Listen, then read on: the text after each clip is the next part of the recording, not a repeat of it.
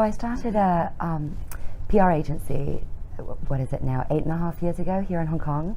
And at the time, social media and kind of a new digital format for media was coming into play. And so my focus really was to bring what I call integrated PR into kind of the light. We were actually the first agency in Hong Kong to bring integrated PR, which means that when we were working with clients, we bring together traditional PR, which is reaching out to journalists, probably like yourself when you were working with print media, through to working across social media and online platforms. And it was such a moving game.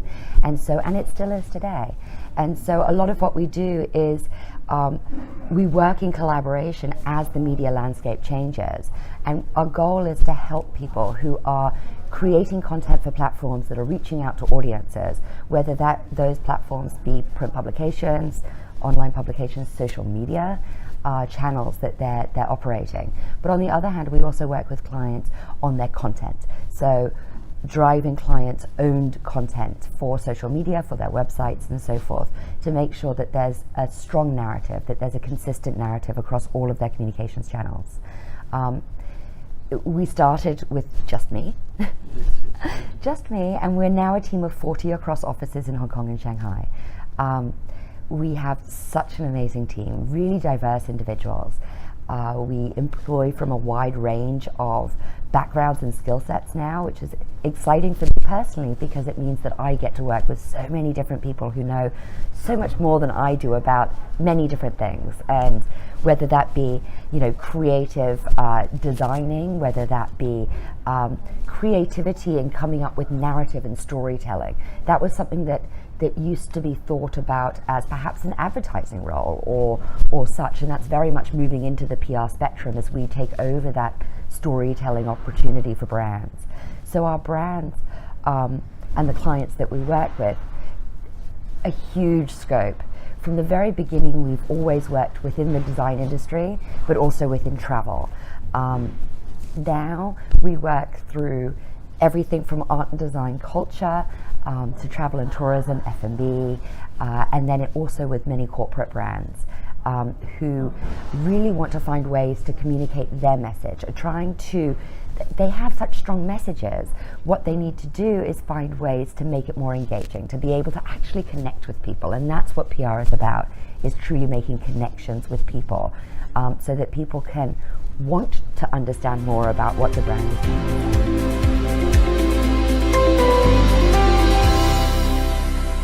How do you ensure those challenges? As well as running the agency, I'm also the chair for the Council of PR Firms of Hong Kong. And across all of the firms in Hong Kong, talent is the one key challenge that we always find. We're working directly with universities to help them to build curriculum for PR talent so that we're building the talent of the future in a way that is useful for the industry as a whole. How do we overcome talent? We employ journalists. We have a number of previous journalists on our team. We employ designers, as I said, and also people who have been in marketing or a kind of broader field than what was traditionally determined PR, but now very much looking at working with people who know how to tell a story, whether that story is a written narrative or a video, or creating an experiential event that allows people to engage and really understand what the client's key message is and take an action upon that key message. So how do we find talent? Yes, always a challenge. We get creative around finding talent.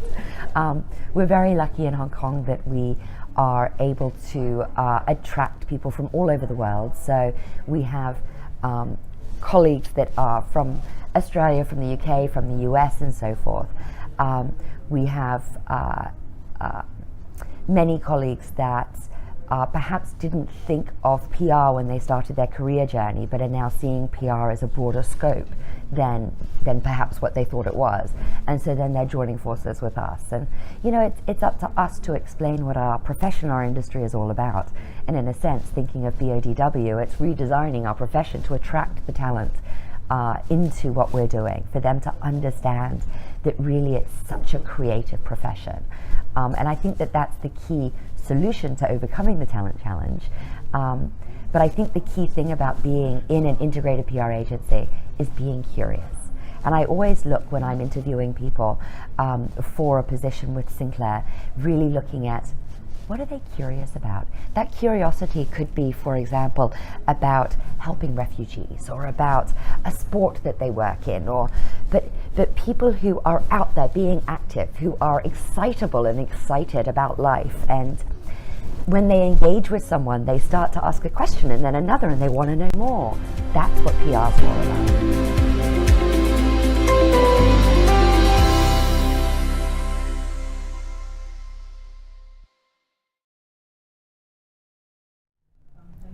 Actually, as a profession, PR in Hong Kong and China is actually very female dominated. As an agency, obviously I'm a female agency lead. The majority of the agency is female. We do champion men.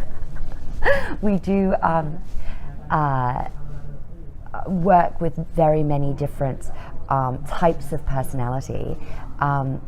I think that I don't see gender diversity as an issue either here in Hong Kong or in China. I actually don't think about it very much.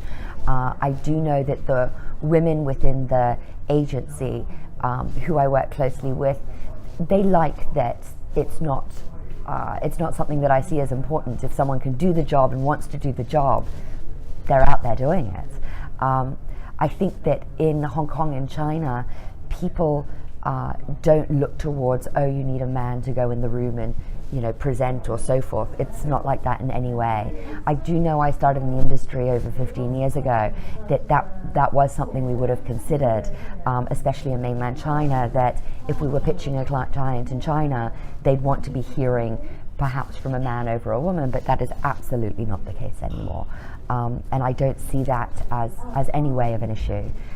Talking about diversity, I also think that it's important that we're open to people of any gender, any race, any kind of background. Hong Kong is a melting pot, and we have many people who are of kind of mixed backgrounds. I myself, I'm born in Hong Kong. I have an American mother, a New Zealand father.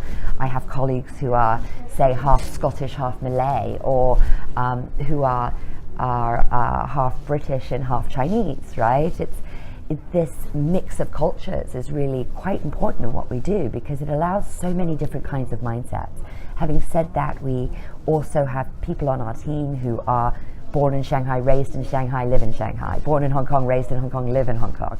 So completely and utterly local and proud to be local. And that's also really important as well, to identify that type of diversity, people who are global mindsets and people who are local mindsets.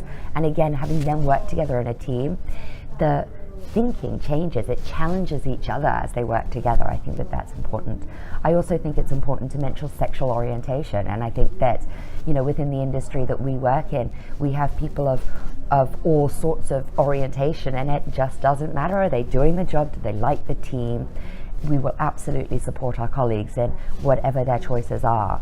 I think that diversity leads to creativity. I think that our audiences and whatever we're working with are diverse audiences, and the more that we can understand people, humans in every shape and form, the better an agency is. I'm really excited about 2018. We've got the year of the dog coming in, and I love puppy dogs. I think that's fantastic. We're moving office next week, and so we're working with a very creative individual to design our new office. So we're all really excited. I think that that's going to drive a lot of creativity and also foster a real team spirit next year. It might sound like a small thing, but I think company culture is the most important thing for an agency leader to be thinking about. How can we create space for our colleagues to be truly creative, to be designing their own careers for the future? And I think that type of investment in whether it be having a fabulous, amazingly designed office, love you JJ, and also looking at training and how we can not only have our team coming to events such as BODW, which opens the way that they think. It opens their mindset to a new way of thinking. It inspires them, it makes them excited. But we also do a lot of internal training where our colleagues are teaching each other. And because we have such a variety of backgrounds within our team, they have so much to share with each other, which is absolutely fantastic. And, you know, once they get over the fear of standing up and kind of, knowing that they're an expert in something and they have to share it, once they get over that fear, it's a very collaborative environment to look at. We have some really big projects coming up for March Art Month here in Hong Kong that I think are just going to unite Hong Kong people around the idea of public art. I think public art is something that as a community, Hong Kong champions, and being able to work in public-private partnerships, bringing corporates on board to support art in our public places is a hugely important topic that we work very hard on. We've worked on a project called Event Horizon, which was the largest public art project brought to Hong Kong a couple of years ago, and in 2018 we'll be launching a project that's even larger scale than that, and we're extremely excited about that. Having said that, we have as an agency, we work across corporate and consumer projects, clients, and that means that each of our colleagues is working on quite a diverse range of projects at any given time.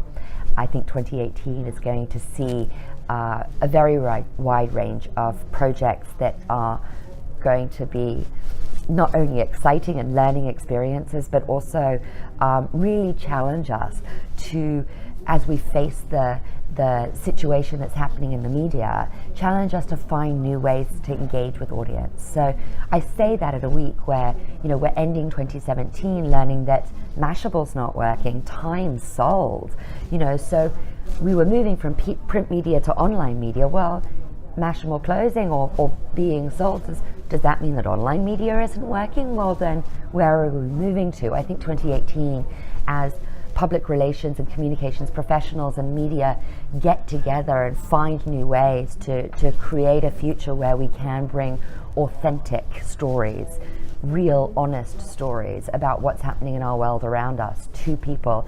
I think that is a very important aspect of how 2018 is going to shape the future.